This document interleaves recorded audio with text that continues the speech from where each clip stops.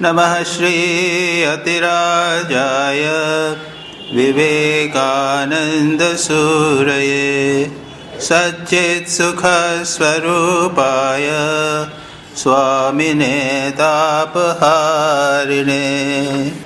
हम लोग स्वामी विवेकानंद के 1000 आइलैंड पार्क अमेरिका में दिए गए कक्षा लाभ आप कहिए क्लासेस ऑन, जिसको इंस्पायर टॉक्स कहते हैं, उसका पाठ हम लोग कर रहे हैं। इसका हिंदी में अनुवाद किया है देववाणी। यह दार्शनिक विषय पर विचार स्वामी विवेकानंद ने किया था।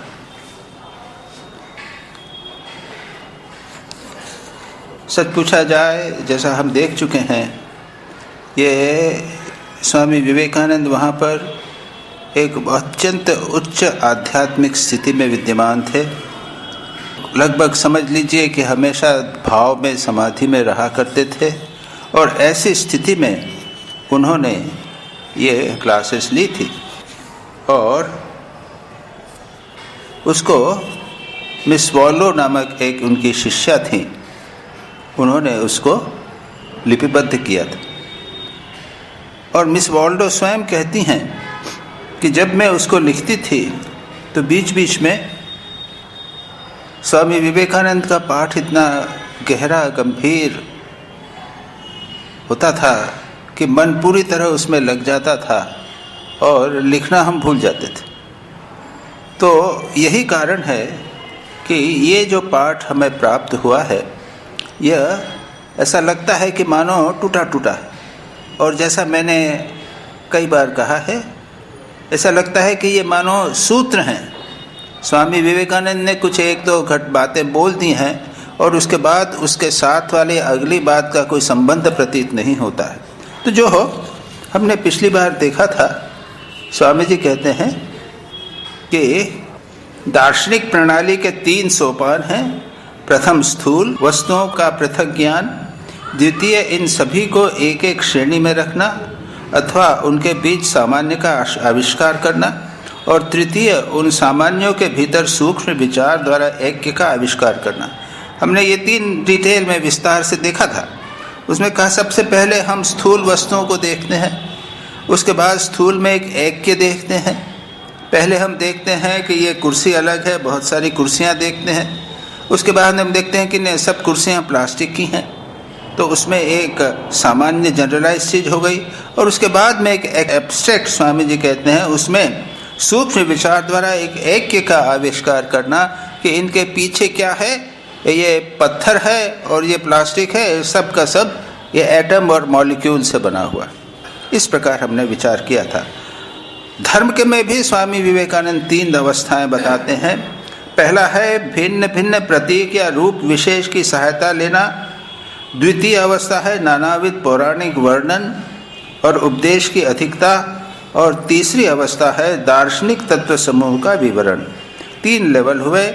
एक हुआ प्रतीकोपासना, द्वितीय हुआ पौराणिक बातों का वर्णन, और तीसरा हुआ दार्शनिक तत्व समूह। हम प्रारंभ करते हैं मूर्ति पूजा से, क्रियाकांड से, हुम फट स्वाहा पूजा इत्यादि करते हैं। लेकिन बहुत सारे लोग जानते ही नहीं कि उसके पीछे क्या है। दूसरा लेवल होता है जब हम उसके पीछे की पौराणिक बातें जानते हैं। श्री राम कृष्ण की मूर्ति पूजा करते हैं, लेकिन उसके बाद में पता चलता है कि श्री राम कृष्ण की एक अद्भुत जीवनी है। सारी जीवनी प्रारंभ से लेकर अंत तक एक अद्भुत घटनाएं और आध्यात्मिक तत्वों से पूर्ण है। ये दूसरा लेवल हुआ।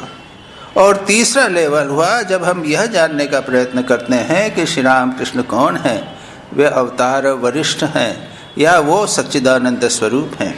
या फिर मैंने कहा था, जब हम अपने ध्यान का, इष्ट का ध्यान प्रारंभ करते हैं तो सबसे पहले उनका रूप आता है, उसके बाद उनके गुण समूह आते हैं, उनके पीछे की घटना आती हैं, और उसके बाद हम यह जानते हैं कि अवतार क्या हैं, यह सच्चिदानंद स्वरूप। तो ये 3 प्रकार के 3 स्तरों की बात हमने पिछली बार कही थी। और उसके बाद में स्वामी विवेकानंद ने आधुनिक विज्ञान की बात कही थी। Vedanta and modern science both posit a self-evolving cause.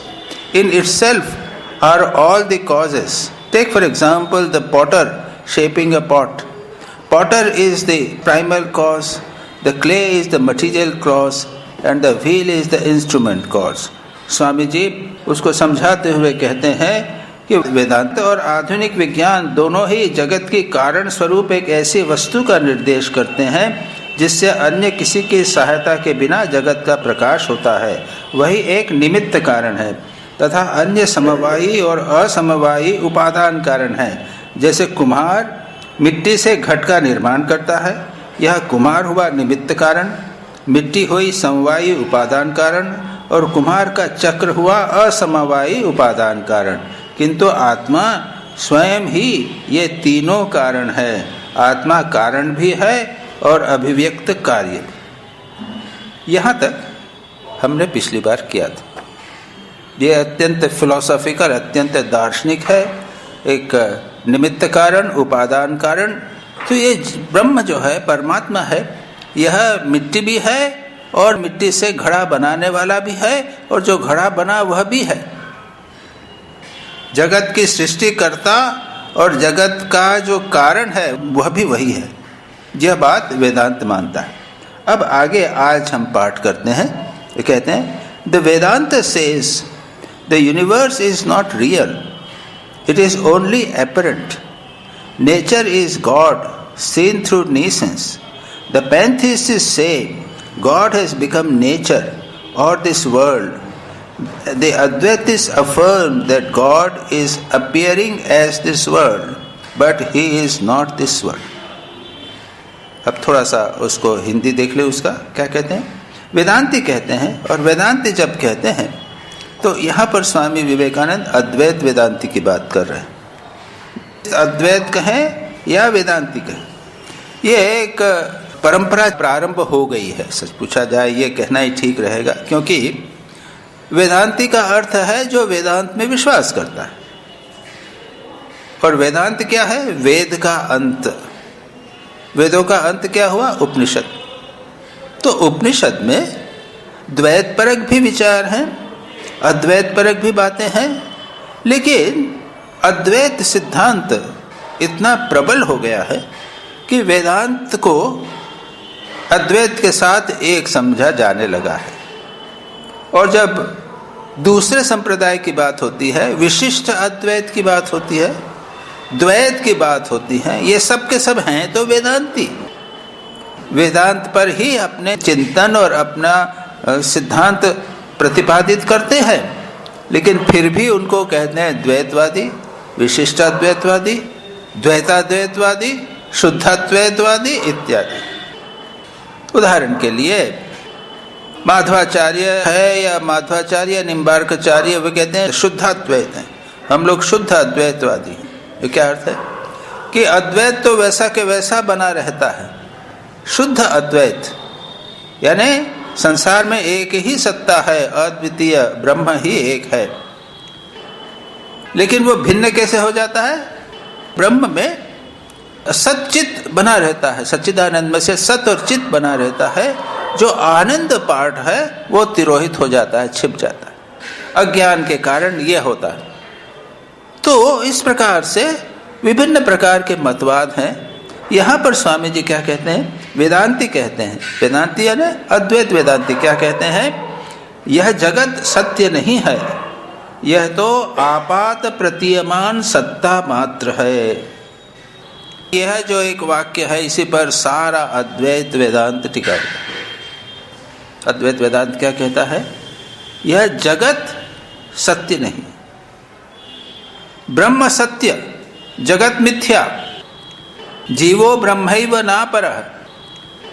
Shankaracharya कहते हैं श्लोकार्धे न प्रवक्ष्यामि यद्युक्तम शास्त्र कोटि भी।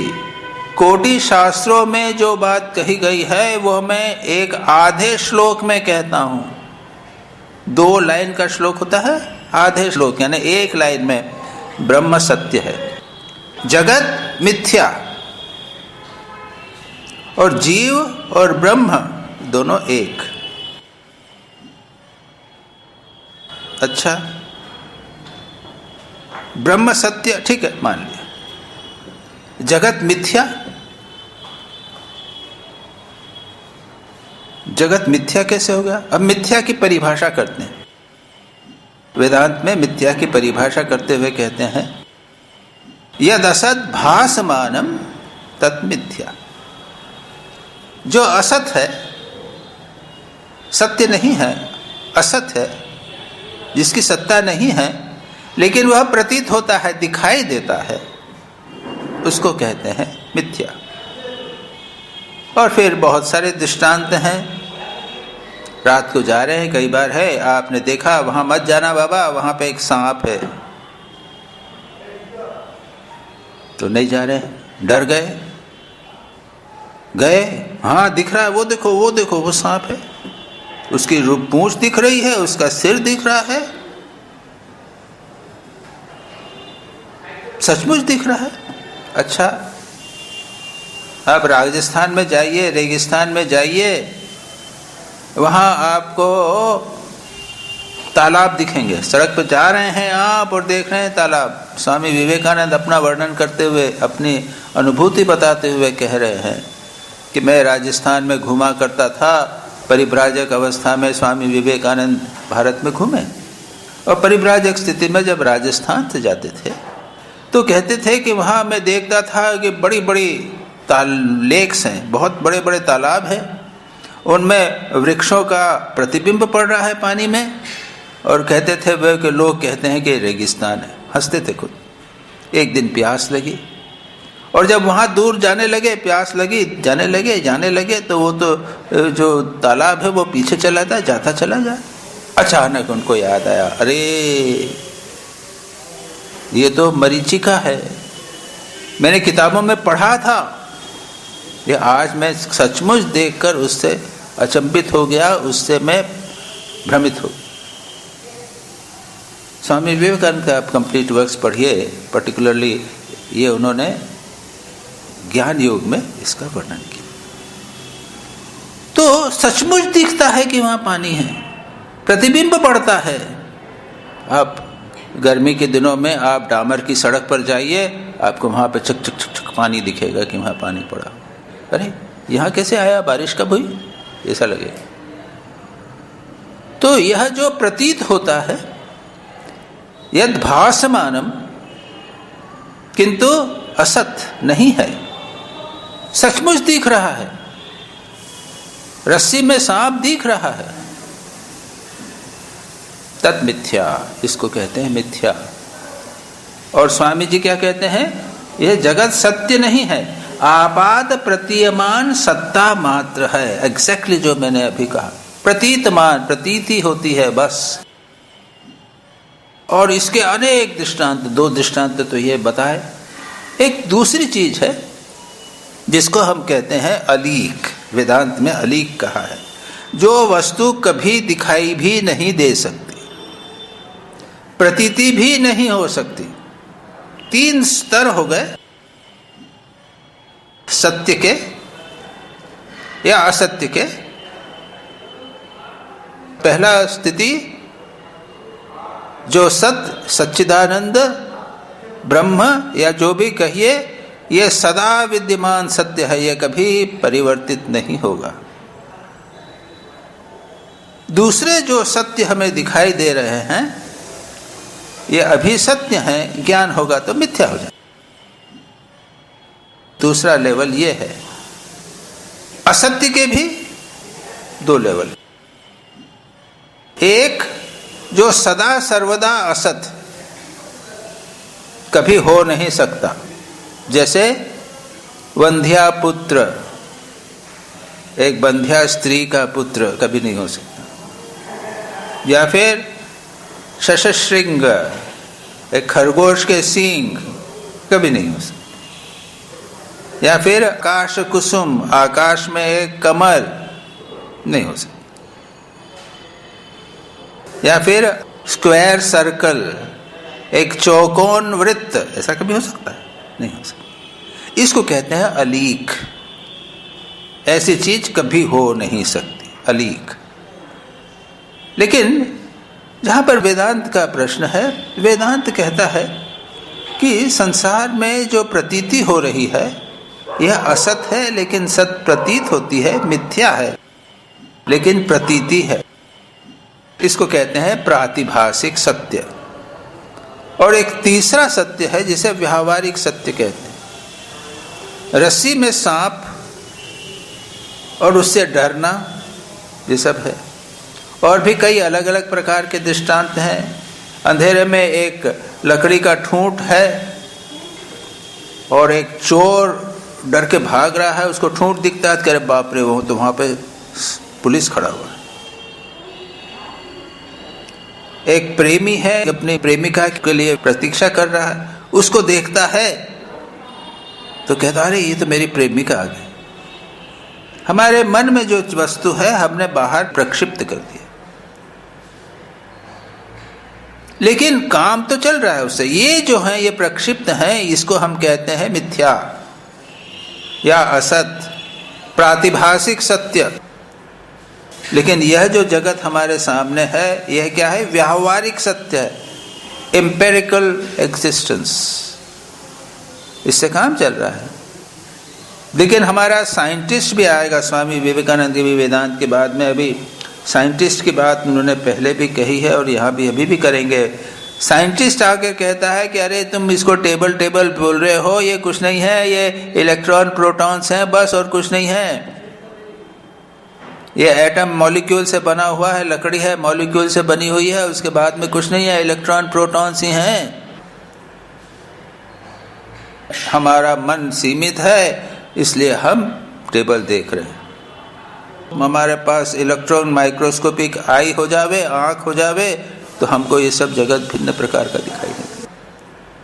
कई बार कहता हूँ बिल्ली की आँख से देखिए तो जगत भिन्न प्रकार का दिखेगा। यही चीज यहाँ पर बिल्ली घूमती है, लेकिन हम जैसा जगत को देख रहे हैं वैसा क्या बिल्ली देखती है? उसके मानसिक दृष्टि भिन्न है, उसकी आंखें भिन्न है। मैं कहता हूं अगर मैग्नेटिक हमारे पास एक सेंस हो जावे, चुंबकीय हमारी अगर एक छठी इंद्रिय हो जावे, तो क्या होगा? जगत हमको भिन्न प्रकार दिखाई देने लग जाएगा। हमारी 5 इंद्रियों से हम देख रहे हैं। ये चींटी जो चलती है, आपको मालूम है कि इसकी आंख नहीं होती? पता नहीं जानते हैं कि नहीं? उसकी आंख नहीं होती, लेकिन उसकी नाक होती है। और नाक कितनी लंबी होती है? 20, 30, 40 फीट लंबी होती है। वहां से उसको पता चल जाएगा कि यहाँ पे किचन में क्या बन रहा है कि नहीं? वहां पहुंच जाएगा। लेकिन आंख नहीं है, वो आंख के बिना चलती। अगर उसकी आंख हो तो क्या होगा? 5 इंद्रिय वाले प्राणी हैं, 4 इंद्रिय वाले प्राणी हैं, 3 इंद्रिय वाले प्राणी हैं। उनका जगत बिल्कुल भिन्न है, और जिनका मन है उसके अनुसार जगत भिन्न है। तो ये जो जगत है इसको हम कहते हैं भिन्न होते हुए भी व्यावहारिक सत्ता। ये सत्य है, लेकिन हम सीमित अवस्था में उसको देखते हैं और काम कर रहे हैं।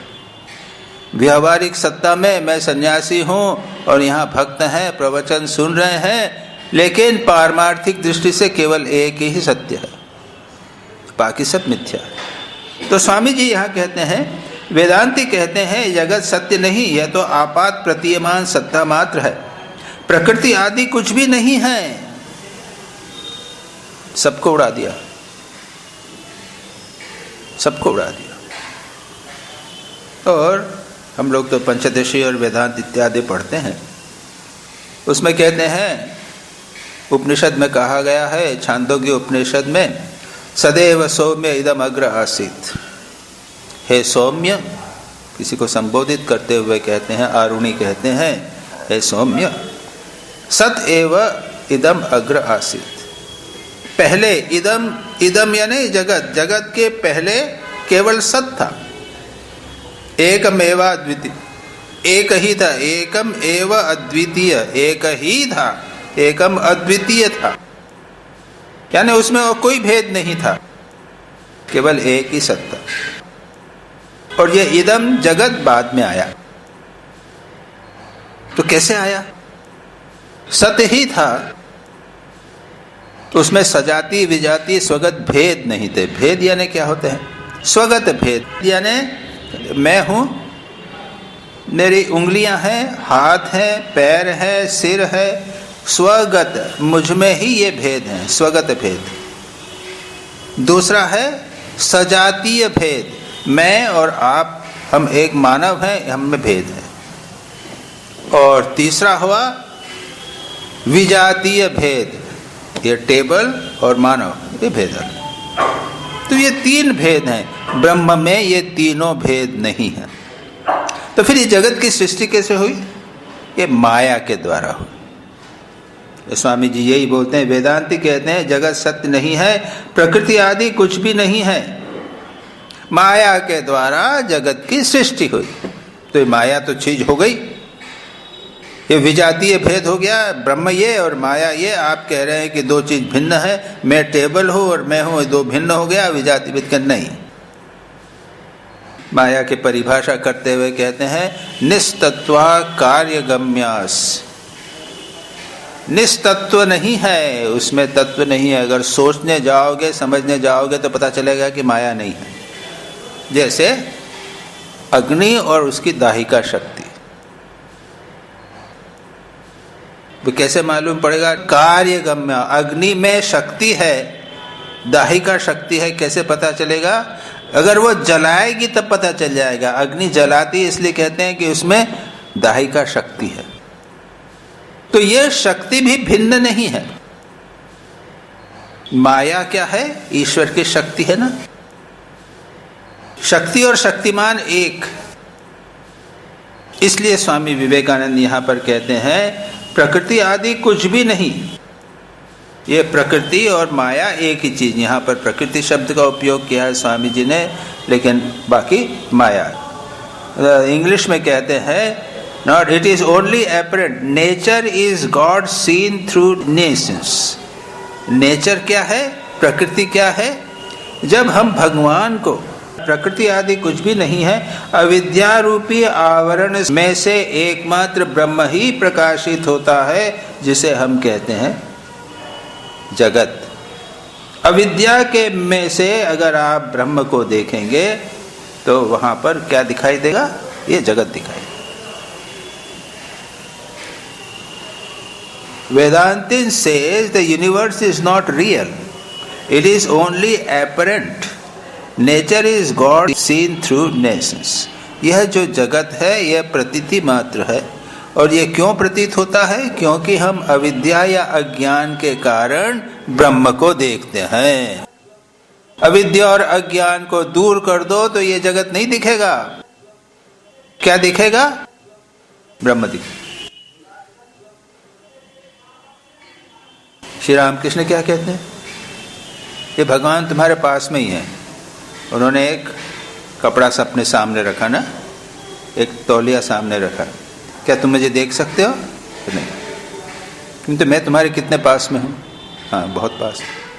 बस ये एक कपड़ा यानी अविद्या या माया, उसके कारण भगवान इतने सामने है, नहीं देख सकते।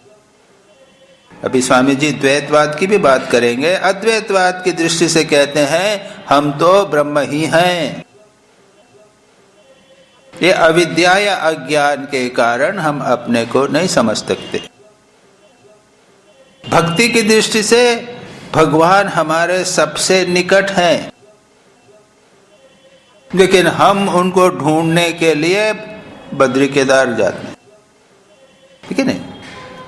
भगवान तो बिल्कुल हमारे भीतर है, सबसे निकट है, निकट से भी निकटतम है। भगवान हमको सबसे अधिक प्यार करते हैं, माँ बाप से भी अधिक प्यार करते हैं। श्री रामकृष्ण से नरेंद्र ने पूछा है कि महाराज आपने ईश्वर को देखा है? तो हाँ देखा है। ठीक ऐसे देखा है जैसे मैं तुझे देखता हूं। आगे बढ़ के कहते हैं नहीं, उससे भी स्पष्टतर रूप से देखता हूं। अरे आमने सामने देखने से भी स्पष्टतर होता है क्या? हाँ, क्यों? इसलिए कि मेरा स्वरूप ही है भगवान। भगवान मेरे दूसरे संसार के लोगों से भी अधिक निकट से निकटतम है। और भक्ति की दृष्टि से कहें तो भगवान हमें अपने माँ बाप से भी अधिक प्यार करते हैं। भगवान जो है वो अत्यंत प्रिय है, हमको सबसे अधिक प्यार करते हैं, हम समझते नहीं। अगर ये विश्वास हो जाए कि भगवान हमारे अत्यंत निकट हैं, हमें प्यार करते हैं, हम उनके साथ हमेशा विद्यमान हैं, वे हमेशा अपने साथ में विद्यमान हैं, तो कितना अच्छा लगेगा। और श्री राम कृष्ण यही बताने के लिए आए। आप पढ़िए श्री राम कृष्ण को। श्री राम कृष्ण वचनामृत से अधिक श्री राम कृष्ण को जैसा हमने उन्हें देखा। वचनामृत में श्री राम कृष्ण के उपदेश है, और वहां पर मास्टर महाशय ने अपनी बुद्धि से उसको लिखा। श्री राम कृष्ण को जैसा हमने देखा उसमें श्री राम कृष्ण की झलकियां हैं, उनके श्री राम कृष्ण के वर्णन हैं। और वहां देखने पर लगता है कि श्री राम कृष्ण कितने प्रेममय, कितना प्यार करते हैं। स्वामी शिवानंद जी श्री राम कृष्ण को देखते ही आकृष्ट हुए। उन्होंने अपना सिर श्री राम कृष्ण की गोद में रख दिया। ये मेरी माँ के समान। उनकी माता की मृत्यु हो गई थी बचपन में। उनको लगा ये मेरी माँ ही है जो मेरे लिए इतनी प्रतीक्षा कर रही है। उनकी गोद में उन्होंने अपना सिर रख दिया और सदा के लिए श्री राम कृष्ण को अपना माँ बना लिया। स्वामी ब्रह्मानंद जी श्री राम कृष्ण को अपनी माँ समझते थे। 5 वर्ष का बच्चा जैसे माँ के साथ झगड़ा करता है, चीज मांगता है, गुस्सा करता है, ऐसा करते थे। श्री राम कृष्ण के कंधे पर चढ़ जाते। जब हम ये पढ़ते हैं तब क्या लगता है? श्री राम कृष्ण यही बताने के लिए आए हैं कि भगवान हमारे अत्यंत निकट हैं, हमारे माँ हैं, हमारे बाप हैं। जिस भी तरह से लो, श्री राम कृष्ण से घबराने की बात नहीं। लाटू को भी श्री राम कृष्ण ने स्वीकार किया था। लाटू ने श्री राम कृष्ण को स्वामी के रूप में, वो तो कहते थे माँ बाप मेरा तो सब कुछ वे ही है, लेकिन स्वामी के रूप में, और मैं सेवक हूं, इस भाव से लिया। योगीन माँ कहती हैं कि उनको देखते लगता था कि देखते ही रहो। जब जाना होता था कि श्री राम कृष्ण के पास जाना है तो सुबह से तैयारी करती हैं। कितना तीव्र आकर्षण लगता था। एक बार मिल लेते थे तो हृदय आनंद से भर जाता था। कितने दिन तक आनंद भरा रहता। ये घटनाएं, ये वर्णन क्या बताती? यही बताती है ना कि श्री राम कृष्ण अपने अत्यंत निकट है। यही बात कहना चाहता हूं मैं। तो अद्वैत वेदांत की दृष्टि से ब्रह्म ही है, भगवान हमारे निकट से निकटतम है। भक्ति की दृष्टि से भी श्री राम कृष्ण कहें, राम कहें, कृष्ण कहें, वो हमारे निकट से निकटतम। तो स्वामी विवेकानंद क्या कहते हैं यहाँ पे?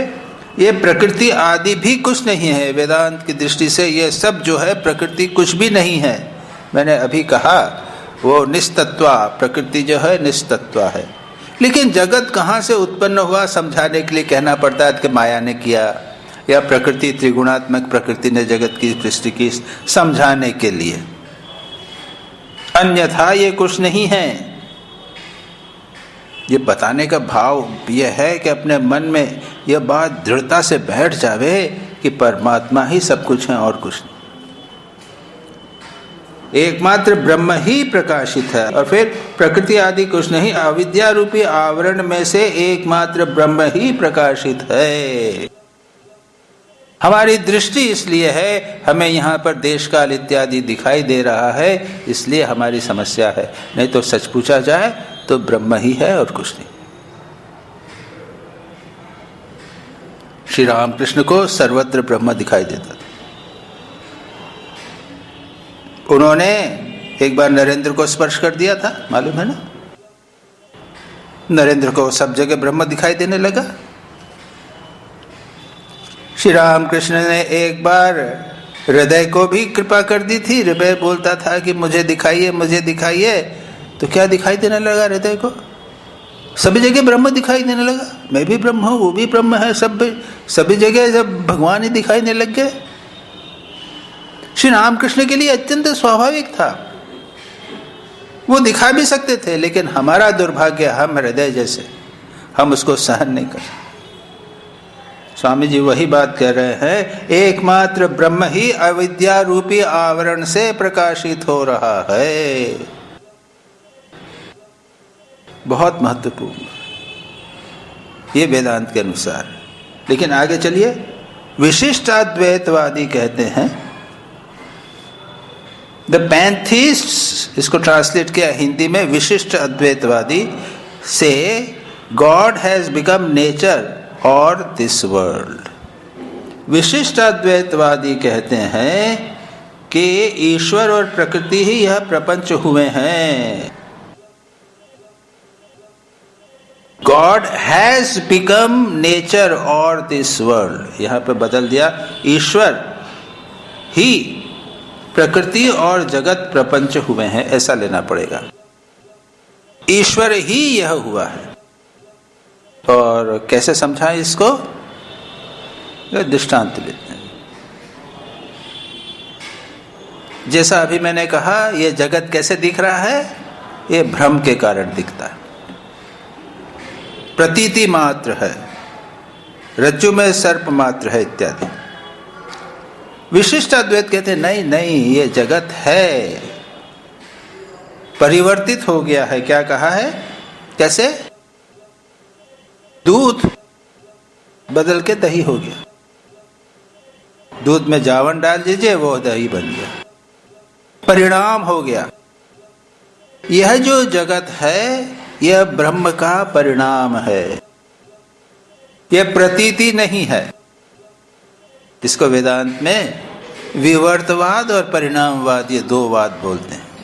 एक है विवर्त यानी प्रतीति, ये जगत जो है वो ब्रह्म का विवर्त है, अविद्या के कारण प्रतीत हो रहा है। लेकिन विशिष्ट अद्वैत कहते हैं नहीं नहीं, ये भी सत्य है। जैसे मक्खन, दही, दूध जो है वो दही बन जावे, वैसा वो सत्य है, परिवर्तित हो गया है। ब्रह्म जो है ये जगत और प्रकृति के रूप में प्रवृत्त हो गया। अद्वैतवादी कहते हैं, द पैंथिस्ट सेज, ये हो गया ना, the अद्वैतीज affirm that God is appearing in this world as this world, but he is not this world. ईश्वर, अद्वैतवादी कहते हैं, ईश्वर उस प्रपंच के रूप में प्रतीयमान होता है अवश्य, किंतु वह जगत नहीं होता। प्रतीत होता है लेकिन वो जगत नहीं बनता। विशिष्ट अद्वैतवादी कहते हैं कि यह जगत बन जाता है, जैसे दूध जो है वो दही बन जाता है। ठीक है? We can only know experience as a mental process, a fact in the mind as well as a mark in the brain. We cannot push the brain back or forward, but we can the mind. It can stretch over all time, past, present and future. And so facts in the mind are eternally preserved. All facts are already generalized in mind, which is omnipresent.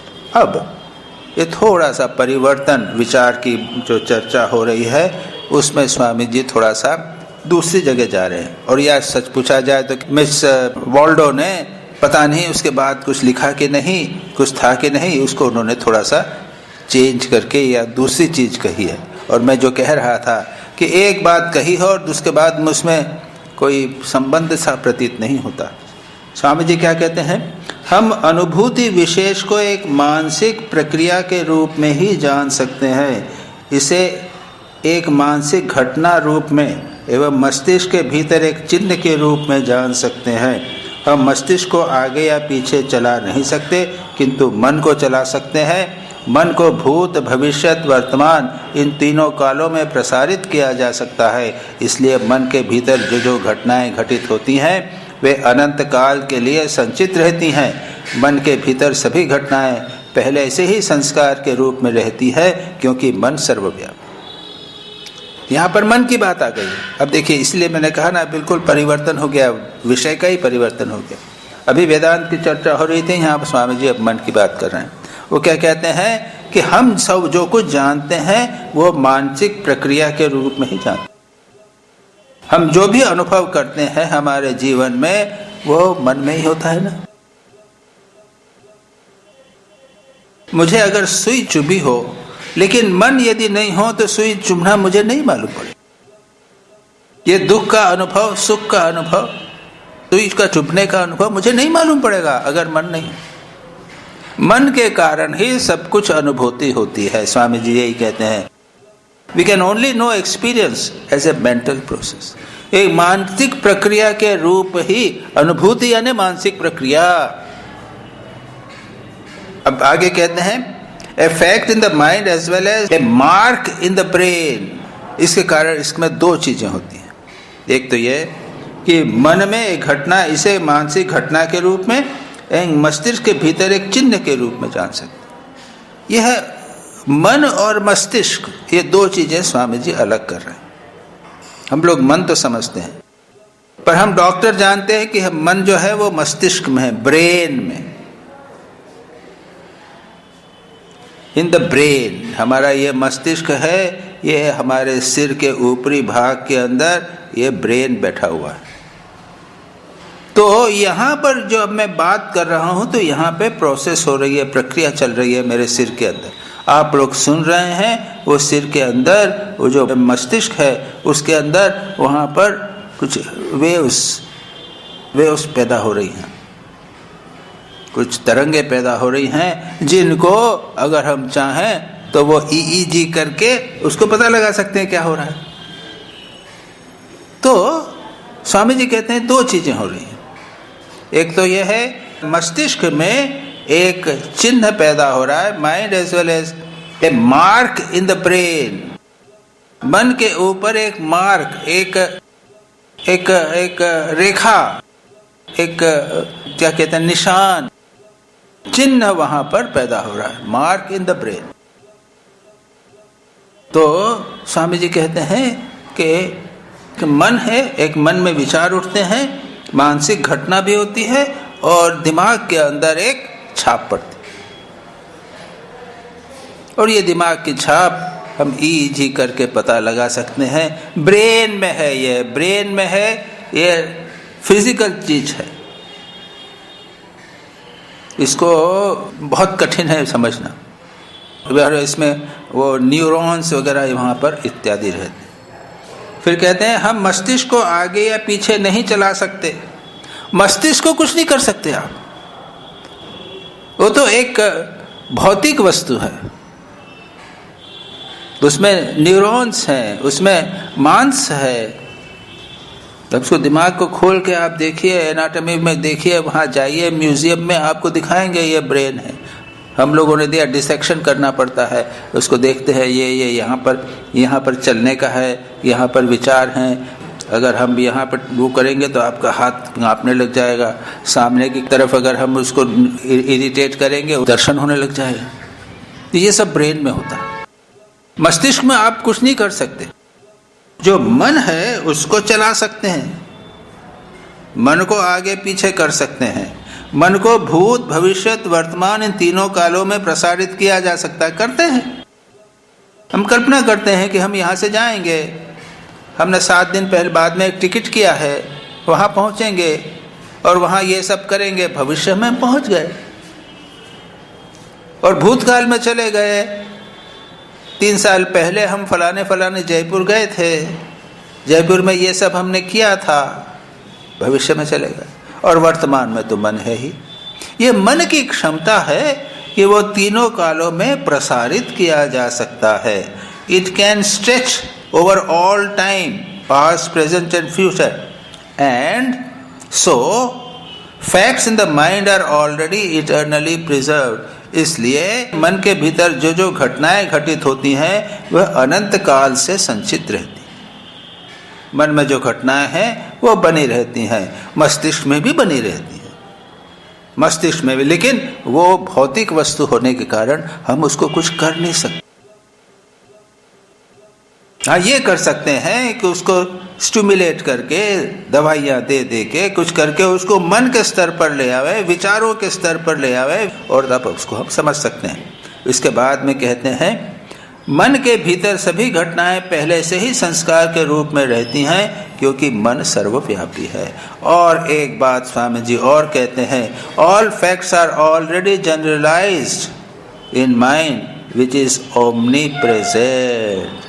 एक दूसरी चीज कही, hence mind is omnipresent. General mind is a present portion of the omnipresent or the universal mind, almost shut up in a body like a gulf or a bit of ocean, mostly surrounded by land, leaving a narrow opening which joins the ocean.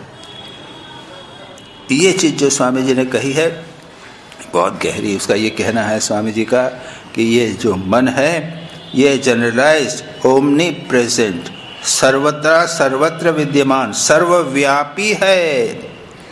ये मन सर्वव्यापी, ये एक बहुत महत्वपूर्ण चीज। जैसे आकाश सर्वव्यापी है ना, सर्वत्र विद्यमान। काल, टाइम सर्वव्यापी। ब्रह्म, सच्चिदानंद, जो भी आप कहिए, चैतन्य सर्वव्यापी। उसी प्रकार से मन को भी सर्वव्यापी माना गया है दार्शनिक दृष्टि से। मन कहाँ नहीं जा सकता, सर्वव्यापी। अफ्रीका चला जाए, चंद्रलोक में चला जाए, जहां चाहे वहां चला जाए, मन सर्वव्यापी है। यही कहते हैं, मन के भीतर सभी घटनाएं पहले से ही संस्कार के रूप में रहती हैं, क्योंकि मन सर्वव्यापी है। In fact all facts are already generalised in mind which is omnipresent. और सर्वव्यापी होने के कारण जो कुछ भी वस्तुएं हैं, जो कुछ बातें हैं, वो मन में सदा सर्वदा बनी रहती हैं। ये एक महत्वपूर्ण बात स्वामी जी ने कही, दार्शनिक दृष्टि से कही। इसका यहाँ पर और वर्णन स्वामी जी नहीं कर। इसके बाद स्वामी जी क्या कहते हैं,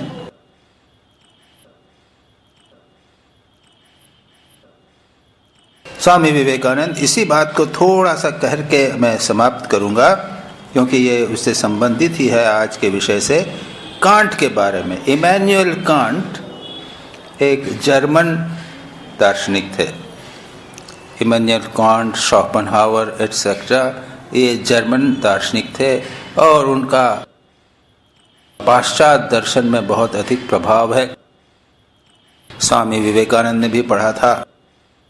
श्री राम कृष्ण के पास विज्ञानानंद जी गए थे। बड़ी मजेदार बात है, स्वामी विज्ञानानंद जी जब युवक थे, श्री राम कृष्ण के पास गए और उन्होंने एक दिन कहा कि महाराज, आपने कांट, हेगल, ह्यूम इत्यादि पढ़े हैं क्या?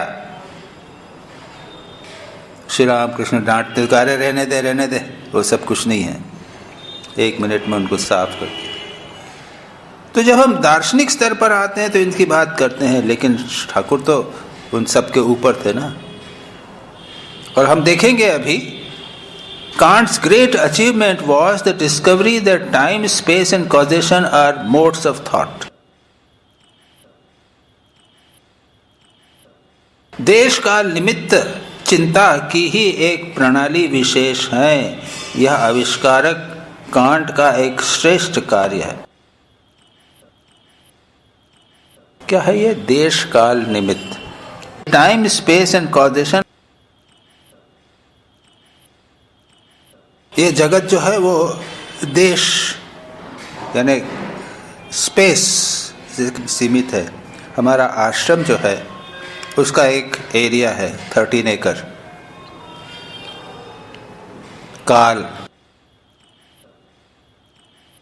काल यानी इतने वर्ष, इतना महीना, ये दिन, ये समय, यहाँ पर हम बैठकर बात कर रहे हैं। हमारा मन जो है वो देश और काल के द्वारा सीमित। और तीसरा है निमित्त। निमित्त यानी कार्य कारण श्रृंखला, इसके साथ ये होगा, उसके साथ ये होगा, कॉजेशन। तो ये सारा जगत और हमारा मन इत्यादि सब देश काल निमित्त के द्वारा सीमित। लेकिन कांट ने क्या कहा? कांट ने कहा देश काल निमित्त चिंता की ही एक प्रणाली विशेष है। ग्रेट अचीवमेंट, कांट का एक बहुत बड़ा अचीवमेंट यानी उसका एक बहुत बड़ी उपलब्धि ये थी कि उन्होंने कहा कि time, space and causation are modes of thought, ये सब विचार के स्तर पर हैं।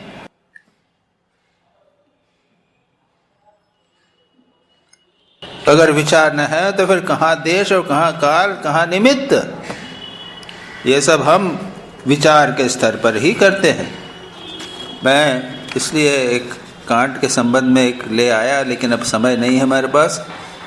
कहते हैं in this doctrine of transcendental idealism he argues that space, time and causation are mere sensibilities, things and themselves exist but nature is unknowable. In his view, the mind shapes and structures experience, with all human experience sharing certain structural functions. जो वस्तु है, thing in themselves exist, but that nature is unknowable. वस्तु क्या है हम नहीं जानते, सत्य क्या है हम नहीं जानते। क्यों? हमारा मन सीमित है। Mind shapes and structures experience. मन के द्वारा हम जो देखते हैं वो मन के द्वारा परिचालित होता है, उसके द्वारा परिवर्तित हो जाता है। सिंपल दृष्टांत मैंने जो कहा था, रस्सी में सांप को देखना इत्यादि, या फिर एक जानवर की गाना, कुत्ता जो एक प्रकार से देखता है, मानव एक प्रकार से देखता है। और भी जाइए तो जो कामी व्यक्ति हो उसको एक नारी में कामिनी दिखेगी, और जो भक्त है उसको एक नारी के अंदर भगवती दिखेगी। ये मन से ही तो हुआ। लेकिन वो क्या है, वो नारी क्या है, वो एक बिल्कुल भिन्न चीज। प्रत्येक व्यक्ति अपने मन के अनुसार उसे देख रहा है। बच्चे के लिए माँ माँ है, पति के लिए वही पत्नी है, भाई के लिए वो बहन है, कामी व्यक्ति के लिए काम की वस्तु है। इसको वेदांत में जीव सृष्टि कहा गया है। ईश्वर ने क्या बताया? ईश सृष्टि। ईश्वर ने एक पुरुष को तो बनाया, लेकिन मानव ने एक पुरुष को पिता बना दिया, भाई बना दिया, पुत्र बना दिया, पति बना दिया। ईश्वर ने तो केवल एक पुरुष बनाया। ये कैसा हुआ? यही कहते हैं वो थिंग इन देमसेल्व्स एग्जिस्ट। जो वस्तु है वो अपने आप में है, लेकिन इस नेचर, वास्तविक स्वरूप क्या है हम नहीं जानते। Mind shapes and structures experience with all human experience sharing certain structure. मन से हम सारे जगत की सृष्टि कर रहे हैं। क्या वास्तविक स्थिति है, सत्य क्या है हम नहीं जानते। बड़ी अद्भुत बात। लेकिन वेदांत के लिए कोई दृष्टि नहीं। वेदांत तो यही कहता है। वेदांत कहता है कि सारा जगत जो है हमारे मन से प्रक्षिप्त हुआ है। मन को आप साफ कर लीजिए, जो चीज जैसी है वैसी की वैसी।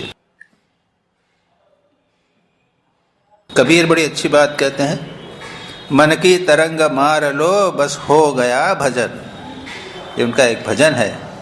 मन की तरंग मार लो, मन में जो विचार इत्यादि उठ रहे हैं, मन में जो चिंतन हो रहा है, मन में जो उतार चढ़ाव या चंचलता है, उसको समाप्त कर दो, बस भजन हो गया। जिस क्षण आपका मन साफ हो जाएगा, पवित्र हो जाएगा, जिस क्षण आपका मन शांत हो जाएगा, उस समय आप देखेंगे जो सत्य है वो सत्य, उसका अनुभव हो जाएगा बस। तो कांट ने जो बात कही है वो कोई नई बात नहीं। स्वामी विवेकानंद जी को कहते हैं, but Vedanta taught this ages ago and called it Maya. देश काल निमित्त की बात जो कांट ने कही थी वह वेदांत ने पहले ही कह दिया था, उसको ही माया कहा था। देश काल निमित्त ये माया, नाम रूप ये सब माया है। इसको हटा दो, जो ब्रह्म है उसके पीछे साफ दिखाई दे। Schopenhauer stands on reason only and rationalizes the Vedas Shankara maintained the orthodoxy of the Vedas. कुछ नहीं, शॉफनहावर एक दूसरे दार्शनिक थे, वो वेदांत को नहीं मानते, किसी शास्त्र को नहीं मानते, बाइबल में क्या लिखा है उसको नहीं मानते, वेदों में क्या लिखा है उसको नहीं मान, विचार के द्वारा आगे बढ़ो बस। लेकिन स्वामी विवेकानंद कहते हैं कि Shankaracharya maintain the orthodoxy of Vedas. Shankaracharya ने अपने सारे दर्शन को, सारे विचार को उन्होंने वेदों पर आश्रित किया, वेद को अंतिम प्रमाण किया। इसलिए स्वामी विवेकानंद को कहते हैं शंकर वेद को आर्ष कहते हैं। आर्ष यानी ऋषियों के द्वारा पैदा किए गए, लेकिन यानी उसको सत्य मानते हैं, वो अंतिम सत्य है। क्या है? ऋषियों की बात वह अंतिम सत्य है। तो यहाँ तक हमने किया है, इसके बाद अगली बार दूसरी बात आ जाएगी। लेकिन मुझे संतोष है कि हमने एक महत्वपूर्ण कुछ बातों को समझने का प्रयत्न किया। तो यहाँ पर हम समाप्त करते हैं, इसके आगे की चर्चा अगली बार करेंगे। तम देशिकेन्द्रं परमं पवित्रं विश्वस्य पालं मधुरयतीन्द्रं हिताय नृणां नरमूर्तिमन्तं विवेक आनन्दमः नमामि। नमः श्रीयतिराजाय विवेकानन्दसूरये सच्चित्सुखस्वरूपाय